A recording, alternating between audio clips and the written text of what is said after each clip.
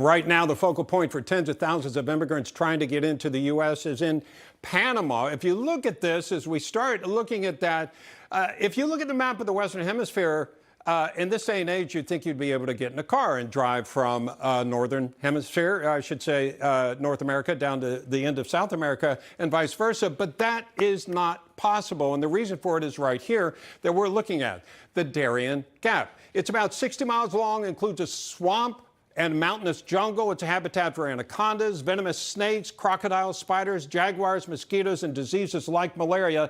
That's all going on right in that area, and that's not all that immigrants have to deal with trying to get through the Darien Gap on the way to the U.S. There are also armed guerrillas, drug traffickers, and cartels that want cash to get these people through this treacherous territory. And right now, Panama is where we find senior correspondent John Huddy, who has the very latest. John.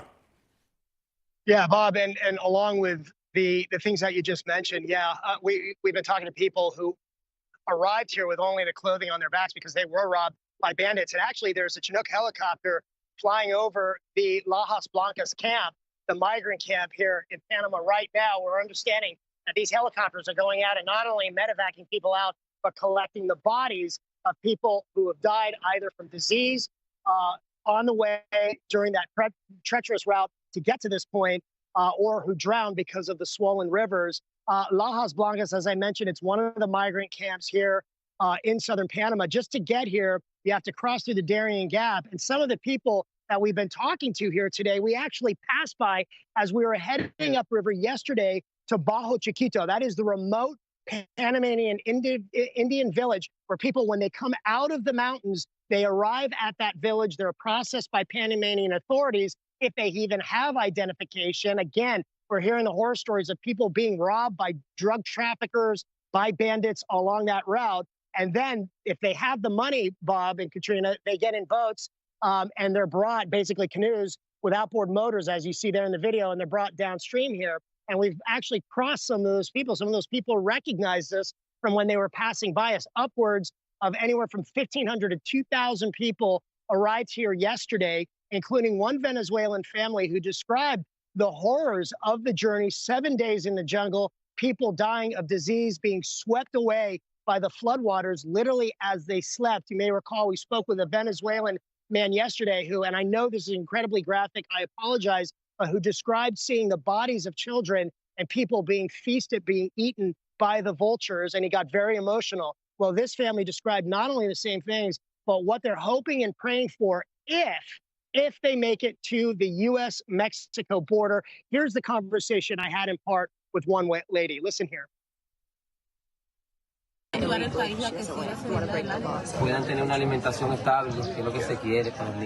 was saying that she knows that it's going to be hard to get into the United States, but that they had heard a law was changing, presumably Title 42, and that she has children, so she's hoping, and the expectation is that it will be easier for her to get in with children. And that's something also that we've been hearing a lot from people. They're hearing those with young children are hoping that they can get asylum or go through the process.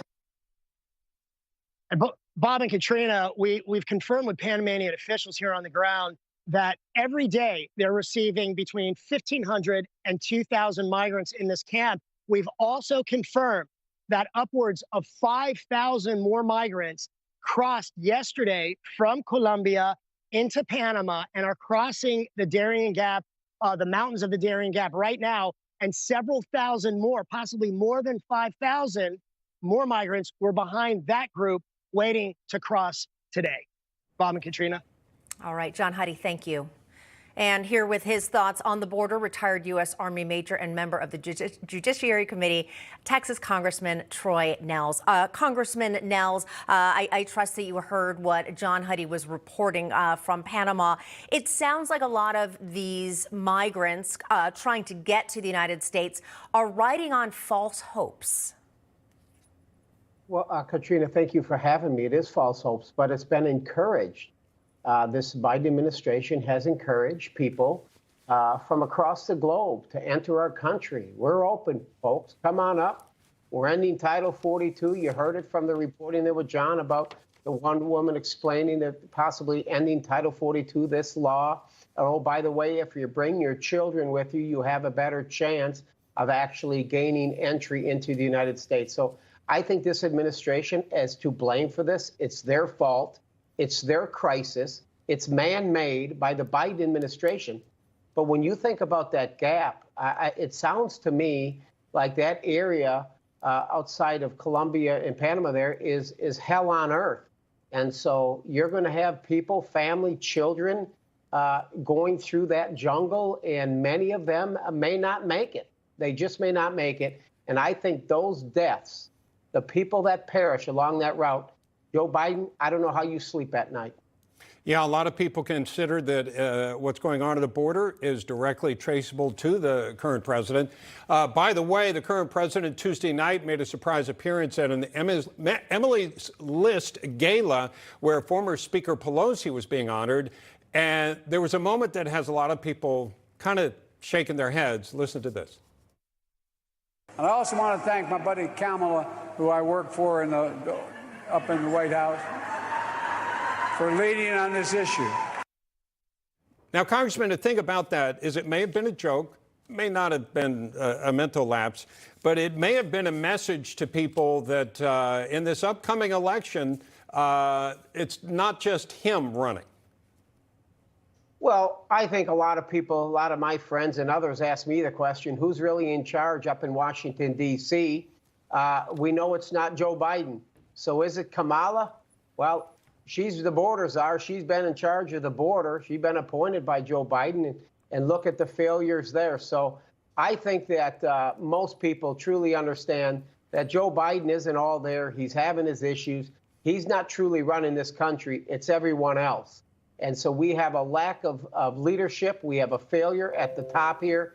And this is why we have a crisis on every corner. Kamala Harris, good. Jump in the race. I hope you jump in this race, Kamala. I think you're an embarrassment, quite honestly, in the American people. That's why I don't support impeaching Joe Biden, because then we'd get her, and we certainly don't know what we'd have with her other than just disaster. All right, Congressman Troy Nehls, thank you. Thank you. God bless. Yesterday, we all agreed that both the Speaker McCarthy and I would designate senior members that we would negotiate to give our authority to make agreements in detail what we wanted. So we narrowed the group. To meet and hammer out our differences. And we've done that. In fact, they met last night, and they're going to be meeting again today. and I'll be in constant contact with my team while I'm at the G7, and I'll be in close touch with Speaker McCarthy and other leaders as well.